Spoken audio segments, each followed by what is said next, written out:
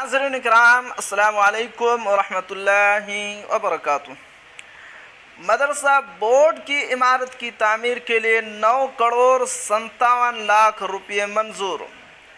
इनकलाब से बात करते हुए बिहार स्टेट मदरसा एजुकेशन बोर्ड के चेयरमैन सलीम परवेज़ ने कहा, तामीराती काम जल्द शुरू होगा। मदरसा बोर्ड में रजिस्टर्ड 50% मदारिस में कमेटियों का तनाज़ा।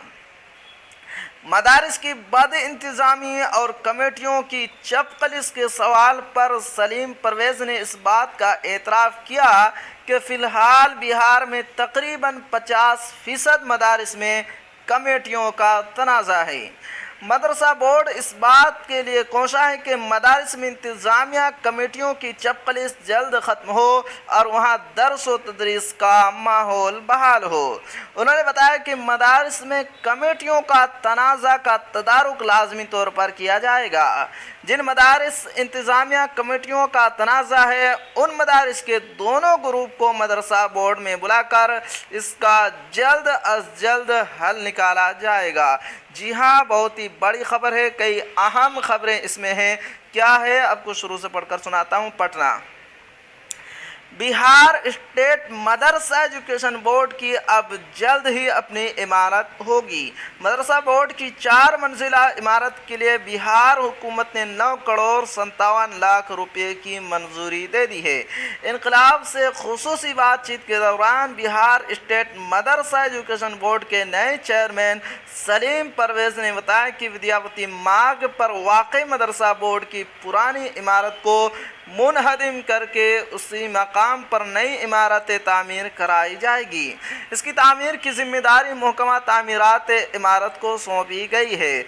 सलीम परवेज़ ने बताया कि फ़िलहाल इसकी फ़ाइनल महकमा तामीरात इमारत के पास है और जल्द ही ये काम शुरू हो जाएगा।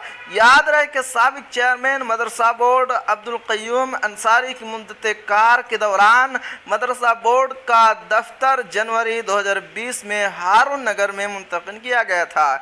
इसके लिए मदरसा बोर्ड को हर महीने 3,70,000 किराया अदा करना पड़ता था, जिसका बोझ मदरसा बोर्ड को उठाना पड़ता है। अब इसकी अपनी इमारत तामीर हो जाने से उसे एक इजाफी खर्च से राहत मिल जाएगी। महकमा तामीरात इमारत इस पर जल्द काम शुरू करने वाला है। सलीम परवेज़ ने बताया कि फ़िलहाल वो मदारिस का दौरा करके उसके असल हालात का जायज़ा ले रहे हैं। अब तक वो सारन कमिश्नरिंग के इजला के मदारिस का दौरा कर चुके हैं। दूसरे मरहले में यके बाद दिगरे वो सभी मदारिस का दौरा करेंगे। साइंस के असातिज़ा को 1 साल से तनख्वाह नहीं मिली। मदारिस में साइंस के असातिज़ा के ताल्लुक़ से पूछे गए सवाल पर सलीम परवेज़ ने बताया कि साइंस के असातिज़ा को गुज़िश्ता 1 साल से तनख्वाह नहीं मिली है, जिससे उनकी ज़िंदगी मुश्किल में है। इसकी वजह बताते हुए उन्होंने कहा कि मदारिस में साइंस के असातिज़ा की तनख्वाह मरकज़ी हुकूमत के ज़िम्मे है। असातिज़ा को हर माह सिर्फ 6,000 रुपये मिलते हैं, लेकिन गुज़िश्ता 1 साल से उन्हें ये रकम भी नहीं मिली है। मदरसा बोर्ड इस पर संजीदगी से गौर व फिक्र कर रहा है और हमें यकीन है जल्द ही इस मामले में कार्रवाई की जाएगी। 609 मदारिस के ताल्लुक़ से पूछे गए सवाल पर सलीम परवेज़ ने बताया कि उनमें से बेशतर मदारिस की रिपोर्ट मौसूल हो चुकी है। DEO ने इसकी रिपोर्ट महकमा तालीम को सौंप दी है।